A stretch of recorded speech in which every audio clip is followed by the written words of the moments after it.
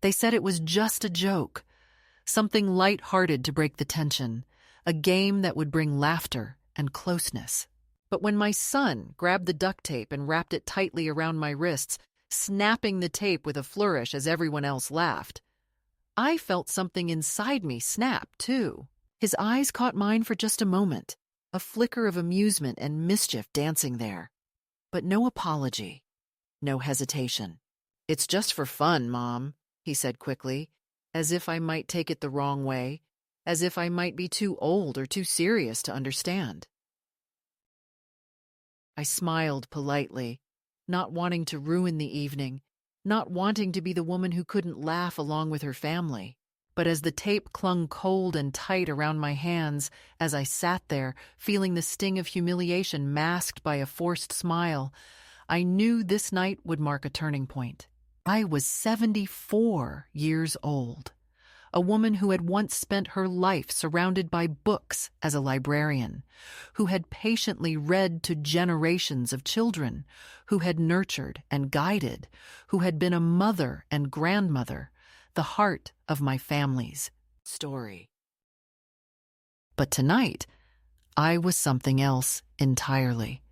A prop in a game I never asked to play. A quiet prisoner in the house that was supposed to be my home. A woman whose presence was tolerated only as long as it served someone else's amusement. Now I live alone, in a small apartment above a modest flower shop in Cleveland. The place is quiet, sometimes too quiet, but it is mine.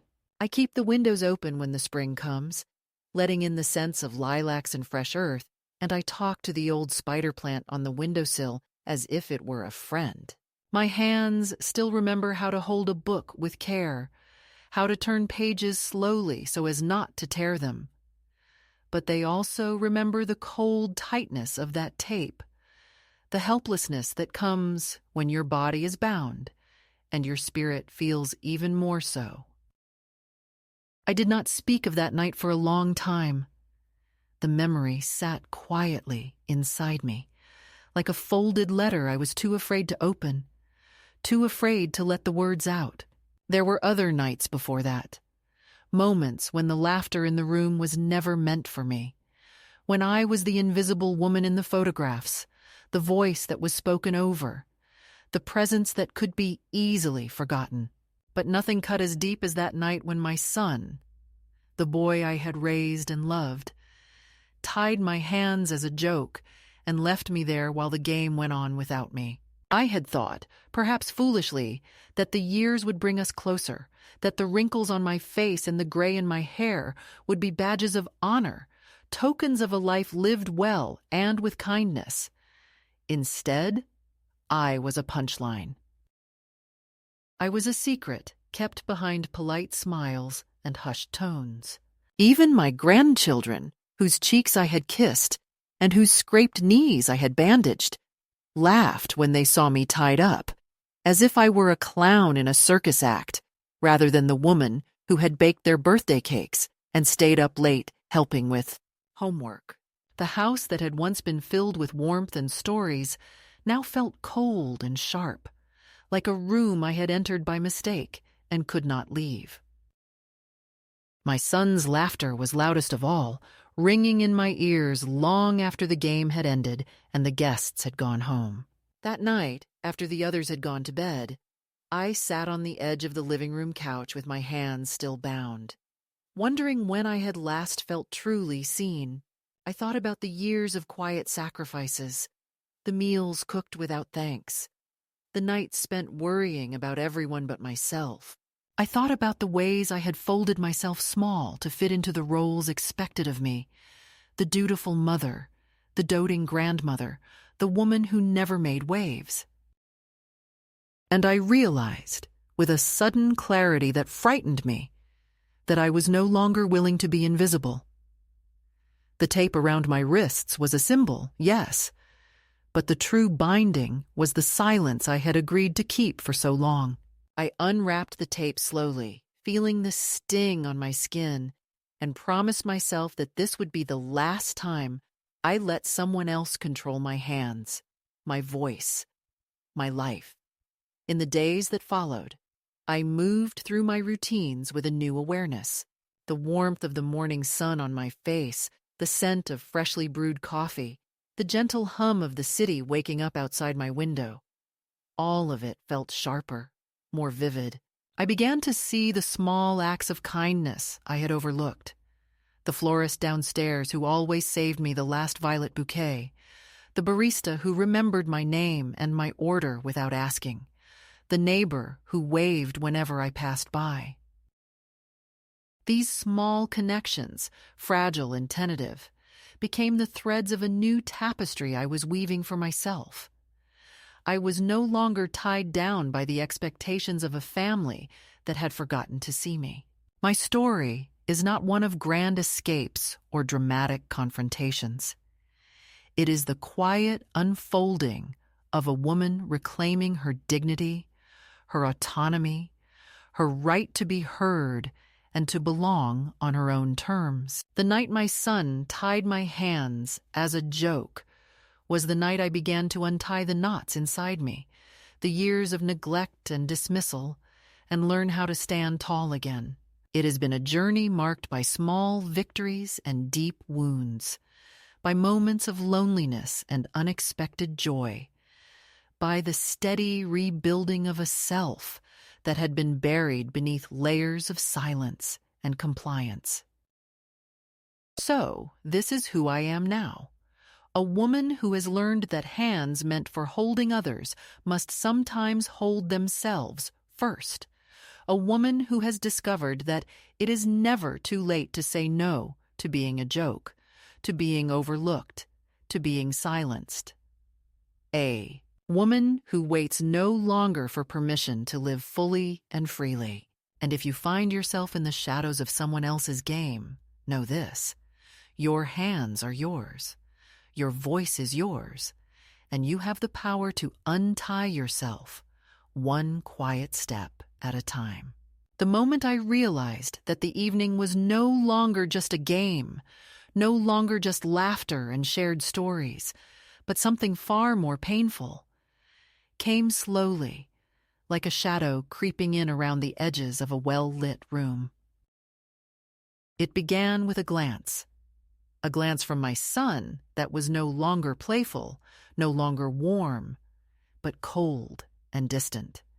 After he wrapped the duct tape around my wrists and secured it firmly, he stepped back with a smirk that made my heart tighten.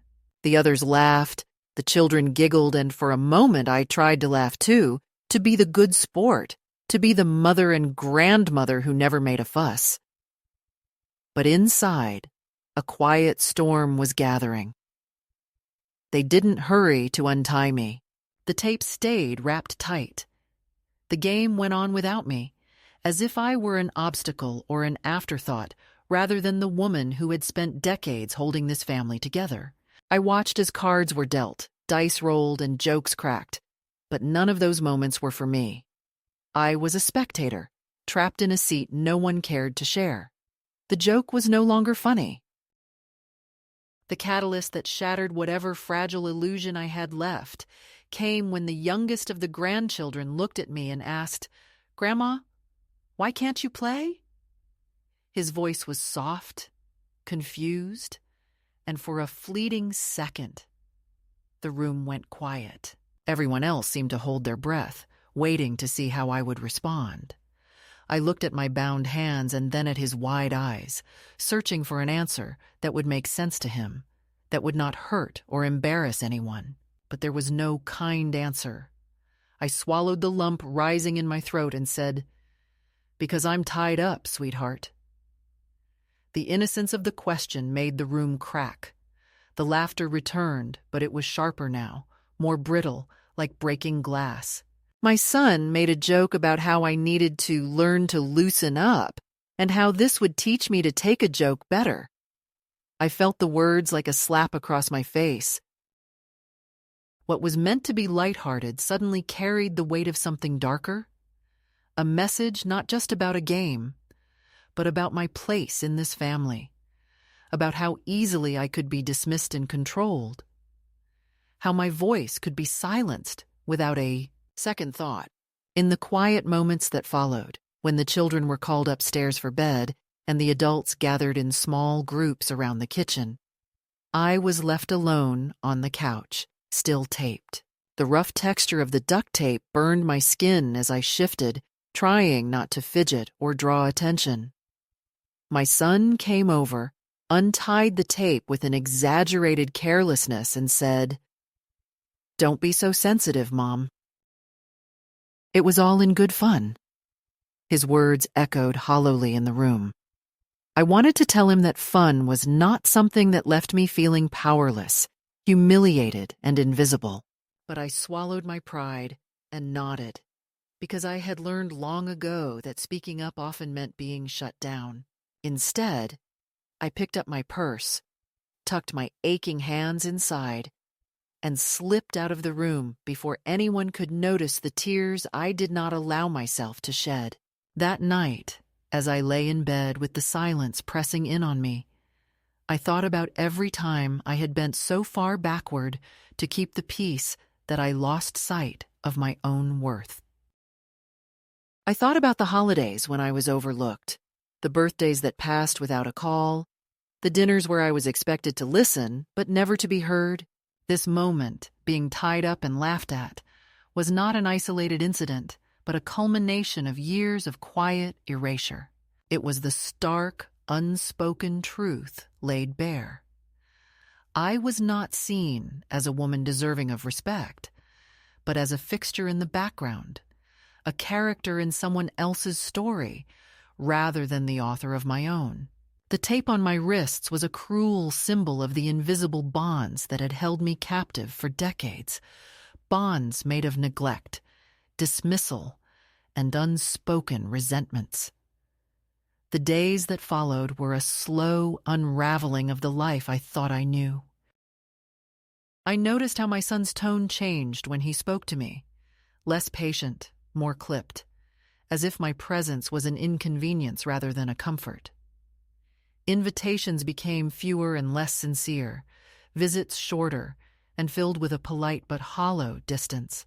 I realized with a sinking heart that the game night was not just a cruel joke, but a sign of something far deeper. The erosion of a relationship I had once thought unbreakable. The warmth that had once filled the rooms where we gathered was replaced by an uncomfortable chill, a growing silence that screamed louder than any argument. It was as if I had become a ghost in my own family's life, visible only when it suited them, tied up and ignored the rest of the time. I began to withdraw, not because I wanted to, but because I had no other choice. The tape that had bound my hands became a metaphor for the invisible chains tightening around my spirit. I stopped calling as often, stopped asking to come over, stopped trying to insert myself into conversations where my words were met with polite nods or quick changes of subject. I watched from a distance as my family moved on, their lives full of noise and new beginnings, while I was left holding on to fragments of a past that seemed to fade with every passing day. The betrayal was not loud or dramatic. It was quiet, slow, and relentless. It was the absence of concern when I was hurt, the disregard for my feelings when I was humiliated, the refusal to see me as anything other than a burden or a punchline. Yet, within this darkness, a flicker of something else began to grow. A stubborn flame of resilience that whispered I was more than their dismissal, more than their careless jokes. The night I was tied up as a joke was also the night I realized that if I didn't take control of my own story, no one else would. That realization was both terrifying and liberating. It meant acknowledging the pain without letting it consume me. It meant understanding that love does not look like this, not mockery, not control, not erasure. It meant finding the courage to stand up, not for them, but for myself. And so the catalyst was not just the tape or the game, but the awakening it sparked inside me. It was the moment I saw clearly that my hands, my voice, My life belonged to me, and that to reclaim them, I would have to untie not only the physical bindings, but the invisible ones too. It was the beginning of a journey that would lead me away from the family that had hurt me, toward a new life where I could finally be seen, heard, and valued on my own terms. After that night, when the tape was finally removed from my wrists and the laughter faded into an uneasy silence, the subtle changes began. At first, they were almost imperceptible, small cracks in the foundation of my place in the family that I tried to ignore, to explain away as fatigue or stress.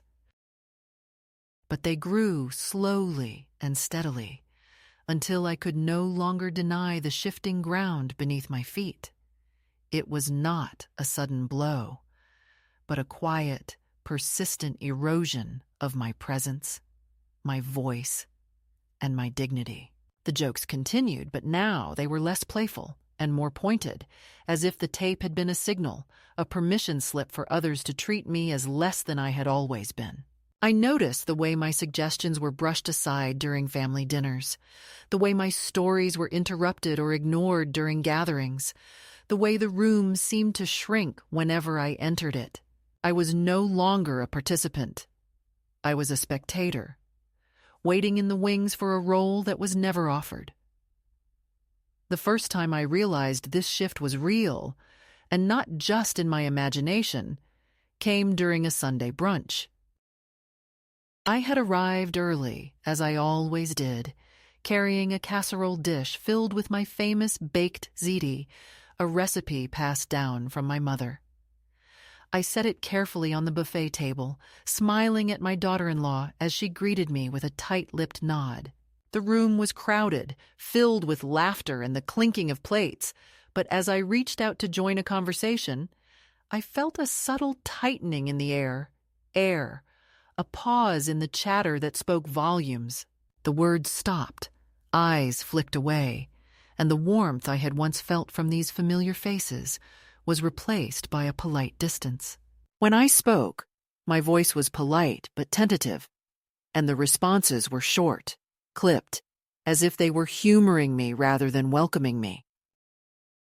I tried to brush it off, telling myself I was imagining things, but the feeling settled deep in my bones, a cold reminder that the game night was not an isolated moment, but the beginning of a new reality. At home, the change was even more pronounced. Calls from my son grew less frequent and more functional. "Can you pick up the kids tomorrow?" Or, "We need you to babysit next weekend."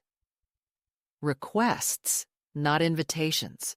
Conversations were brief and transactional, stripped of the warmth that once filled them. I found myself waiting by the phone, hoping for a call that would never come, or listening for the familiar creak of the front door that signaled their arrival, only to be met with silence. The house felt emptier, not because of physical absence, but because of emotional withdrawal. I was becoming a ghost in my own family's life, present in body, but absent in heart. The kitchen table where we once shared stories was now a place where I ate alone, the quiet humming of the refrigerator the only companion. One evening, I overheard a conversation between my son and his wife in the next room. They spoke in hushed tones, voices low but edged with frustration. "She's so stubborn," I heard him say. "Always has to have things her way." His wife nodded in agreement. "Maybe it's time we stopped indulging her. She doesn't fit with us anymore." The words struck me like a cold wind, cutting through the fragile veil of denial I had wrapped around myself. I realized then that my presence was no longer wanted, that I was being gently but firmly pushed aside. The family I had nurtured, the home I had helped build, was slipping away from me, piece by piece. Despite the growing distance, I clung to the routines that gave me a sense of stability. I kept the garden tidy, watered the plants, and cooked meals that sat untouched on the table.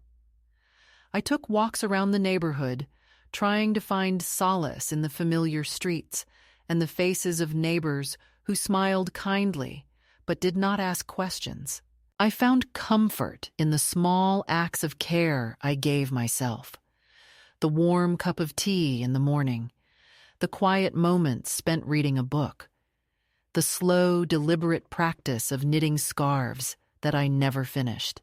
These were my anchors in a sea of change, reminders that I was still here, still whole, even if those closest to me had begun to look through me rather than at me. One afternoon, I received an invitation to a family gathering, a birthday party for one of my grandchildren. The card was formal, unsigned, and left at my door. I knew who it was from. The message was clear. You are welcome, but only on our terms. I debated whether to go. I wanted to be part of their lives, to be seen and acknowledged, but I also feared the humiliation that might await me. Would I be the grandmother everyone tolerated, but did not truly welcome? Would I be the woman whose presence was a reminder of the past they wished to forget? In the end, I decided to attend, hoping to hold on to the fragile threads of connection before they snapped completely. The party was held at a suburban home, perfectly manicured and decorated with balloons and streamers. As I walked through the door, I felt the weight of 100 eyes on me, some curious, some cold, some politely disinterested. I smiled and tried to engage, but the conversations felt forced, the laughter rehearsed. My son greeted me with a brief hug and a tight smile, his eyes avoiding mine. His wife stood nearby, speaking quietly to friends, her posture stiff and guarded. The grandchildren, busy with their own worlds, barely glanced my way. I found a seat at the edge of the room and watched as the family moved around me like a dance I was no longer invited to join. The birthday cake was cut, gifts were opened, and the evening stretched on. But the distance between us grew, silent and unbridgeable. That night, I sat alone in my room, the sounds of the party fading through the walls. I felt the sting of tears that I refused to shed in front of others. I realized that the first escalation had done its work. My place in their lives was shrinking, my importance fading like a whisper in a noisy room. The tape on my wrists had been removed, but the bonds that held me captive were now invisible, woven from neglect and disregard. I understood then that I could no longer wait for things to get better, that I needed to find a way to reclaim my life before it slipped away completely. In the quiet aftermath, I began to look outward. I visited the local library more often, not just as a visitor, but as a volunteer. The librarians welcomed me with open arms, grateful for the help, and happy to share stories of books and life. I reconnected with old friends, some of whom I had lost touch with over the years. I took long walks in the park, breathing in the fresh air and feeling the sun on my face, as if it were a balm for my wounded spirit. Slowly, a new rhythm emerged, one that did not depend on the approval of a family that had forgotten me, but was built on the small acts of kindness I could offer myself and others. This first escalation was a slow, creeping shadow that dimmed the light in the rooms I once called home. It was a series of silences louder than words, a retreat from love disguised as care, a turning away that spoke louder than any argument. But within it lay the seeds of change, a quiet awakening that I was no longer willing to be diminished or erased. The journey ahead would be difficult, filled with moments of doubt and loneliness, but I knew now that I had to walk it, not as the woman who waited to be untied, but as the woman who would untie herself. There was a night, not long after the family gathering, where I felt the coldest and most alone, when I lay awake in the dark and realized that something inside me had begun to change. It was subtle at first, a quiet stirring that felt like a whisper on the edge of sleep, but it grew stronger with each passing day. The weight of years spent bending to the expectations of others, the dutiful mother, the smiling grandmother, the woman who never made waves, was lifting, replaced by a resolve that surprised even me. I was no longer willing to be the background noise, the invisible presence that could be ignored or joked about without consequence. I wanted to reclaim my life, my voice, my hands, the very things that had been taken from me, one small cut at a time. The shift began with a small act of defiance, almost imperceptible in its quietness. I found myself standing in front of the mirror one morning, brushing my thinning gray hair with more care than usual. I put on a blouse that had been tucked away in the back of my closet, a soft blue that reminded me of the sky on clear spring days. For the first time in a long while, I looked at myself and saw not the tired woman who had been pushed aside, but someone who still mattered, someone who still had a place in this world beyond the roles others had assigned her. That morning, I made a decision to no longer wait for permission to live, to no longer wait for an invitation to be seen. I would step forward on my own. In the days that followed, I began to make changes, small ones that felt monumental to me. I reconnected with Joyce, the woman who owned the flower shop below my apartment, a tough, no-nonsense woman with a quick wit and a kind heart. She didn't ask questions or pity me. She simply welcomed me as a person, not a problem. I started helping out at the shop, arranging flowers and watering plants, learning the names of blooms I had forgotten over the years. The scent of fresh petals and damp earth filled the air, and for the first time in a long time, I felt rooted, alive. Joyce was not family, but she became my chosen companion, someone who saw me as I was and didn't try to fit me into a mold. With Joyce's encouragement, I applied for a job at the local library. It was a place that had always felt like home, a sanctuary of stories and knowledge, a refuge from the noise of the world. I was nervous at first. It had been years since I had worked outside the home, and I doubted whether I still had the skills or the stamina. But the librarians welcomed me warmly, appreciating my experience and my love for books. I began volunteering, shelving books, helping patrons find what they needed, sharing stories with children during story time. Each day, I felt a little stronger, a little more confident.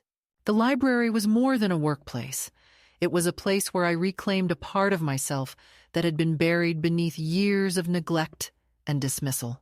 One afternoon, as I was closing up the shop with Joyce, I found myself standing before the bulletin board where community notices were posted. Among the usual flyers for yoga classes and neighborhood meetings, there was a small handwritten note. Room for rent. Quiet lady preferred. Private bedroom. Near bus stop. No drama.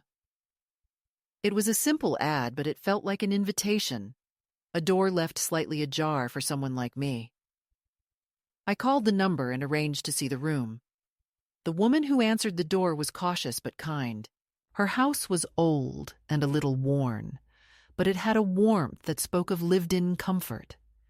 She introduced herself as Joyce, different from my flower shop friend, and showed me the small but cozy room at the end of a creaky hallway.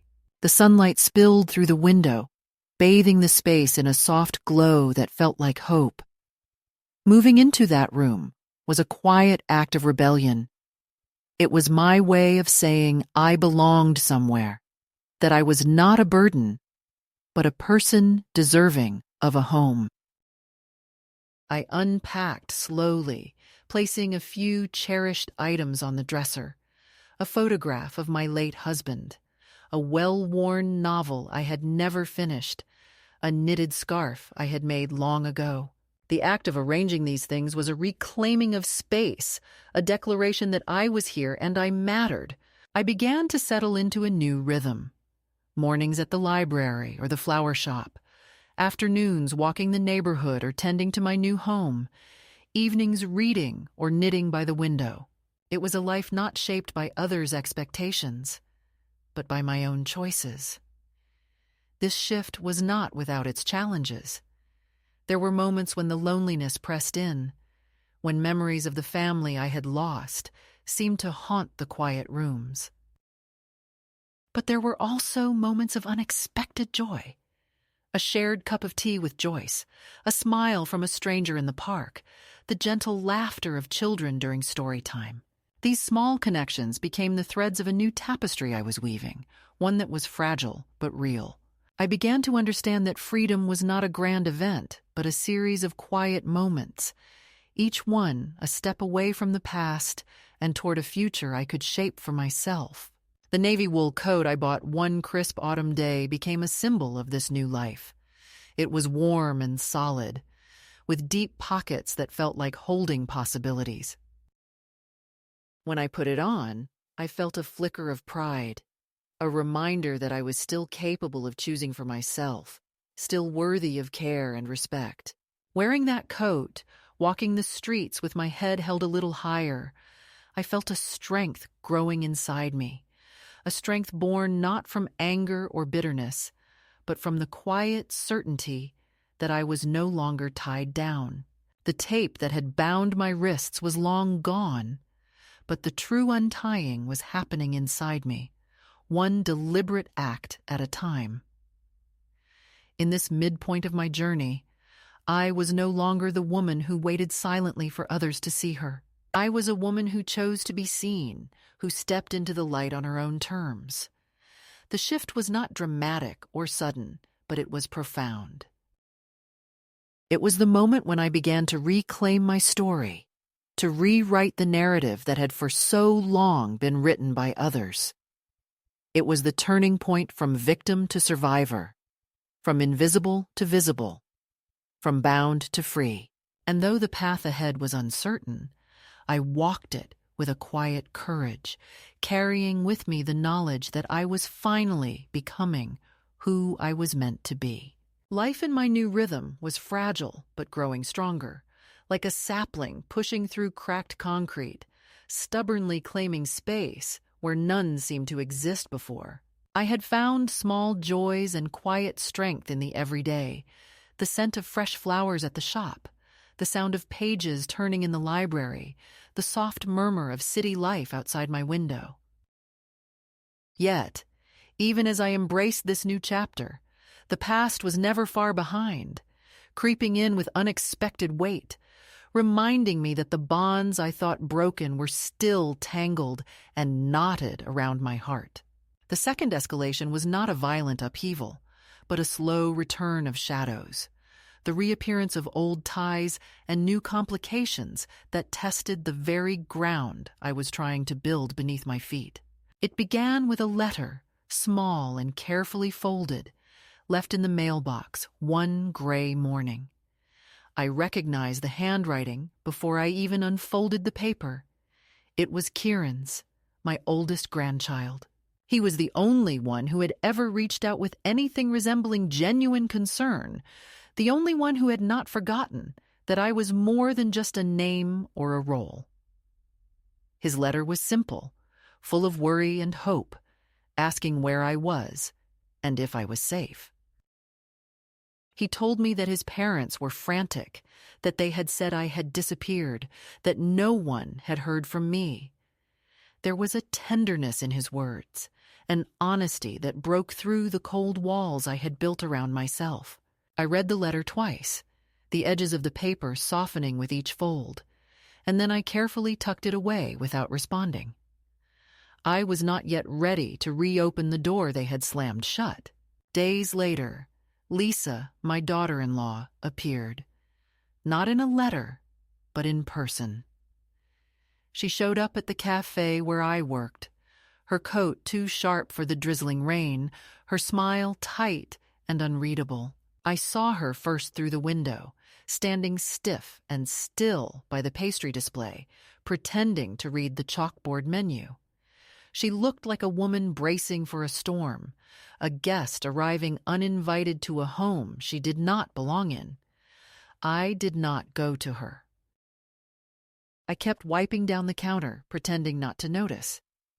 She stayed for a long moment before stepping forward, her voice low and cautious, as she asked if we could talk privately. We sat in a booth at the back, away from the hum of the cafe and the curious eyes of customers. She spoke carefully, explaining that she was not the one who had called the lawyer, that Adam had sent him without her knowledge. She said they had panicked, that the flight was boarding and the kids were cranky, and they had thought I was behind them at the gate. I raised an eyebrow at her. 8 hours, Lisa. 8 hours without a call, without a check, without a single attempt to find me. She looked down at her manicured hands, the edges of her nails sharp and perfect. "We didn't think you would leave," she said quietly. I looked at her and said simply, "I didn't leave." "You did." There was a silence between us, heavy and unspoken, filled with all the words we would never say. Lisa reached into her purse and pulled out an envelope. "I don't want anything from you," she said, sliding it across the table. "But Kieran is struggling. He misses you. Adam is furious. But Kieran, he's different." I took the envelope, not because I wanted what was inside, but because I refused to give her the satisfaction of refusal. I told her Kieran didn't need a go-between, that he knew how to call. She nodded, her eyes searching mine for something she might not find. "I wasn't trying to replace you," she said softly. "I just didn't want your shadow in every room." Her words were the closest thing to honesty I had heard from her in years. I stood up and said, "I am not your shadow, Lisa. I am my own person. I finally remember how to be one." She left without finishing her coffee, and I returned to my work, the warmth of the cafe around me, but a cold weight settling in my chest. The lawyer came next. A man in a dark suit and heavy shoes who waited outside the cafe until my shift ended. When he stepped inside, he removed his sunglasses and asked in a tone too formal, too careful, "Are you Mrs. Martha Harlow?" I said I was. He introduced himself as Derek Sorensen and said he represented Adam and Lisa. They were concerned about my well-being and wanted to discuss my living situation and assets. I folded my apron, placed it on the counter, and told him flatly that my well-being was excellent and my assets were none of their business. He shifted uncomfortably and said they wanted to ensure I was in a safe environment and to discuss next steps. I told him to tell Adam and Lisa that I was not a pet and that there would be no next steps unless I took them. I walked out, leaving him blinking in the light. Arthur was waiting outside. He didn't look like he came for coffee. "You okay?" he asked simply. "Yes," I said, "because I'm not going to let anyone convince me I'm not." That evening, I wrote a letter, not to my family this time, but to Lisa. 3 lines. "I know what you did. I know what you didn't say. I'm not angry. I'm not coming back. Take care of your own life now." I mailed it the next morning with a stamp that had a bird on it, a finch, the kind that sings even in the cold. The days that followed were a blur of half steps and quiet defiance. Lisa's visit had cracked open old wounds, and the lawyer's appearance was a reminder that the past was not done with me yet. The family's attempts to control and manipulate me were relentless, disguised as concern and responsibility, but carrying the weight of entitlement and disregard. They saw me as a problem to be solved, a property to be managed, a story to be rewritten. But I was neither. I was a woman reclaiming her life, refusing to be reduced to a shadow or a joke. Even as these pressures mounted, new connections grew around me. Arthur came to the cafe every day, a quiet presence with stories about birds and memories of a wife he missed. Joyce, my friend and neighbor, offered her steadfast companionship without questions or pity. Heather, the young woman who managed the cafe, saved me cinnamon rolls and gave me extra shifts, silent affirmations that I belonged. These small acts of kindness were a lifeline, reminders that there was a world beyond the family that had turned away. The local newspaper ran a story about my disappearance, quoting Adam and Lisa's worried statements. The headline called me missing, a matriarch lost without a word. I laughed bitterly at the absurdity. They called me vulnerable. I was anything but. I kept the clipping as proof, not of my absence, but of their desperation to control the narrative. At the cafe, Arthur handed me a tiny, hand-painted magnet shaped like a birdhouse. "It's silly," he said. "I just remembered something you said." I smiled and said it was perfect. This second escalation was a battle fought in silence and shadows, in letters and visits, in small kindnesses and large betrayals. It was a test of my strength and resolve, a challenge to hold on to the life I was building, even as the past threatened to pull me back into its dark grip. It was painful and exhausting, but it was also a crucible in which my new self was forged. And through it all, I held on to one truth. I was no longer the woman who waited to be untied.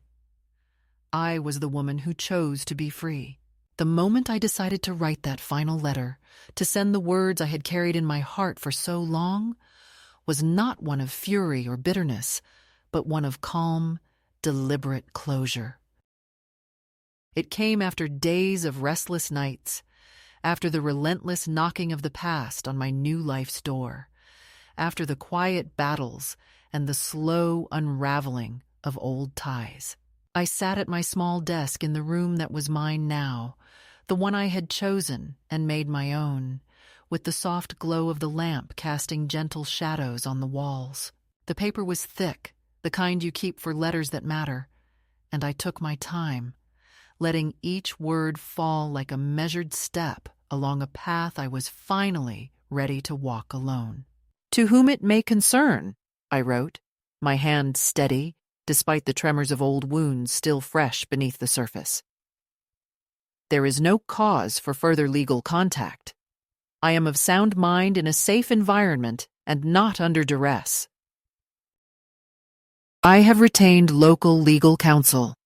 Any further attempts to contact me under the guise of concern will be considered harassment. Sincerely, Martha Harlow." I read the letter over twice before signing it with a firmness I had not known I possessed. It was not just a letter to a lawyer or a family. It was a declaration of independence, a boundary drawn in the sand after years of being stepped over and ignored. I folded it carefully and placed it in an envelope, my breath steady, my heart calm but resolute. The next morning, I walked to the post office with a quiet dignity that surprised even me. The clerk behind the counter smiled kindly when I handed her the envelope. "Going somewhere special?" she asked. I shook my head and said, "Just sending something important." The stamp I chose was a simple finch, a small bird known for its resilience and song even in the coldest seasons. I handed over the letter and watched it disappear into the mailbox, carrying with it the weight of years and the hope of freedom. That same day, I penned another letter, not to the lawyer, not to Adam, but to Lisa. It was brief and to the point, the kind of letter that needed no flourish or apology. "I know what you did. I know what you didn't say. I'm not angry. I'm not coming back. Take care of your own life now." I sealed it with a quiet finality, feeling the heavy relief of letting go. The letter was not meant to punish or provoke, but to close a chapter that had held me captive for far too long. I sent it without expectation, knowing that whatever came next was no longer mine to control. In the days that followed, the storm I had anticipated did not come. There were no furious calls, no desperate visits, no pleas for reconciliation. Instead, there was a strange silence, a vacuum where the pressure had once been. It was as if by finally drawing the line so firmly, I had shifted the balance. The family that had tried to control me was forced to acknowledge that I was no longer theirs to command. And in that silence, I found a kind of peace. A peace not born of forgetting, but of choosing. My new life began to take on a steadier rhythm. I worked my shifts at the cafe with a quiet pride, the apron tied tight around my waist like armor. Heather, ever pragmatic and kind, handed me extra shifts without asking, her way of saying I belonged. Arthur came in each day, his presence a balm and a reminder that kindness and connection were still possible. We shared stories of birds and books, of past loves and lost chances, and in those moments, I felt the weight of loneliness lift, replaced by the fragile warmth of companionship. Joyce, my steadfast neighbor, remained my anchor. We spent evenings on the porch, wrapped in blankets, watching the moon rise and the city lights flicker below. One night, as we sipped lukewarm tea and listened to the quiet hum of the world settling down, she turned to me and said, "You know they're going to show up, right? Sooner or later." I nodded, the truth settling between us like a shared secret. "I know," I said softly, "and when they do, I'll be ready." That readiness was not born of fear, but of strength. I was no longer the woman who waited to be rescued or recognized. I was the woman who had chosen herself, who had drawn boundaries and built a life on her own terms. The coat I wore on that porch, navy and worn just enough to feel familiar, was more than fabric. It was a symbol of my resilience, a shield against the past's cold fingers. The day they did come was not marked by grand gestures or dramatic confrontations, but by a quiet, inevitable reckoning. Lisa arrived at the cafe, her expression unreadable, her steps hesitant. Heather spotted her first, whispering to me as I wiped down the counter. The room seemed to hold its breath as Lisa approached, her eyes searching mine for a response I was no longer obligated to give. She asked if we could talk, and I nodded, gesturing to a booth at the back. We sat facing each other, the noise of the cafe fading into a distant murmur. Lisa spoke softly, her voice tinged with regret and exhaustion. She told me about the panic they had felt, the mistakes made, the fractures in their own lives that had spilled over into ours. She admitted that they had been wrong to treat me as an obstacle, that they had underestimated the strength it takes to walk away and the courage it takes to stay away. I listened, not with anger, but with a calm understanding that comes from having walked through fire and emerged tempered, not broken. I told her that forgiveness was not mine to give, that some wounds take time and some doors, once closed, do not open again. I told her I was no longer the shadow they could cast aside, or the safety net they could pull back when convenient. I was a woman who had learned to stand on her own, who had found freedom in the silence they had once used to bind me. Lisa nodded, tears glistening in her eyes, and for a moment we shared a space of fragile truth. Then she left, leaving behind a quiet promise to try and see me not as a problem, but as a person. That night I stood by the window in my small room, the city lights twinkling like distant stars. I thought of the journey I had taken, from the tape that bound my hands to the letters that set me free. I thought of the friends I had made, the life I was building, the woman I was becoming, and I felt a deep, steady peace settle over me. A peace born not of reconciliation with the past, but of acceptance. and self-love. I placed the final letter in the drawer, tucked beneath the old recipe cards that held memories of love and loss. I knew that life would continue to bring challenges, that the past might still reach out in unexpected ways, but I was no longer afraid. I had tied myself to a new future, one where my hands were free to build, to hold, and to heal. And that, more than anything, was my triumph. The unbinding of a spirit that refused to be silenced. The days that followed the final letters brought with them a calm I had not known in years, a stillness that was both unfamiliar and deeply welcome. The storm of voices demanding my attention, the harsh glare of expectations and disappointments, had faded into a quiet hum at the edges of my life. For the first time in a very long time, I woke up each morning not weighed down by the burden of others' judgments or the heavy chains of obligation. I was no longer waiting for a call, a visit, an apology, or a sign that I still mattered. I was simply living in a way that was fully and entirely my own. The apartment above the flower shop became a sanctuary, a place where I could be fully myself without fear of interruption or dismissal. I filled the rooms with small comforts, a vase of fresh daisies from the shop downstairs, a knitted throw draped over the armchair, a stack of books by the window. The light that filtered through the curtains in the morning felt like a benediction, a quiet blessing to start the day. I would sit with my cup of tea, watching the city wake, feeling the steady pulse of life outside and the peaceful rhythm within. It was a life without grand events or dramatic gestures, but it was enough. It was mine. At the cafe, I had found a new family, people who saw me not as a relic of the past, but as a living, breathing person with stories to tell and wisdom to share.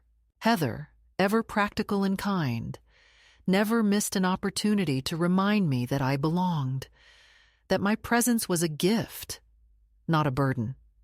Arthur's gentle visits brought warmth and companionship, the kind that is rare and precious. We talked of birds and books, of the small beauties of ordinary days, and in those moments I felt a connection that transcended blood and history. One afternoon, I received a letter from Kieran. His handwriting was familiar, large and deliberate, filled with hope and tentative peace. He told me he was coming to visit alone without his parents. He wanted to talk, to reconnect on his own terms. The letter was not a demand or a plea, but an offer, a quiet reaching out across the distance that had grown between us. I folded the letter carefully and placed it on the table, feeling a mixture of anticipation and caution. When the day came, I dressed carefully, not for him, but for myself, in the navy coat that had become a symbol of my new life. Meeting Kieran was not a grand reunion, but a quiet moment of rediscovery. We sat in a modest motel room, the air thick with unsaid words and gentle understanding. He shared stories of his work, his hopes, his struggles, and I listened with a heart open and unguarded. We did not cry or make promises we could not keep, but we held hands and shared space. Two people bridging the gap of years with patience and love. He told me I was enough, and I told him the same. It was a beginning, fragile and real. With each passing day, the old wounds healed not by forgetting, but by acknowledgement and acceptance. I stopped carrying the weight of anger and betrayal as a burden on my back, and instead held it in my hands, turning it over and seeing it for what it was. Pain, yes, but also strength. I was a woman who had been broken, but had learned to mend herself with patience and grace. I was a woman who had been tied down, but had untied her own hands and walked away. One evening, as I sat on the porch with Joyce, wrapped in old sweaters and watching the moon rise over the city, I realized how far I had come. The years of silence and invisibility, the nights of loneliness and tears, had shaped me, but no longer defined me. I was no longer waiting for life to happen to me. I was living it, on my own terms, with quiet joy and steady hope. I knew the family I had left behind might never fully understand, might never truly see me as I was, but that no longer mattered. What mattered was the life I had chosen, the life I was building day by day, moment by moment. Before I closed the door on that chapter, I wrote a letter, not to my family or my lawyer, but to myself. I placed it inside my dresser drawer, tucked behind the old recipe cards that held memories of love and loss. The letter read, "Dear me, you waited so long for someone to save you. You forgot you were always the one holding the key. You didn't lose them. They let go. And you finally let go back. And look at the life that opened. Well done. Love me." It was a quiet testament to the journey from silence to voice, from bondage to freedom. And so this is where my story rests now. Not in the past's shadows, but in the light of a life reclaimed. If this story finds you at the right moment, know this: it is never too late to choose yourself, to untie your own hands, to step out of the shadows and into your own light. You do not need permission or apology. You only need the courage to begin. And when you do, come back and tell me. I'll be here, waiting with open arms and a warm cup of tea.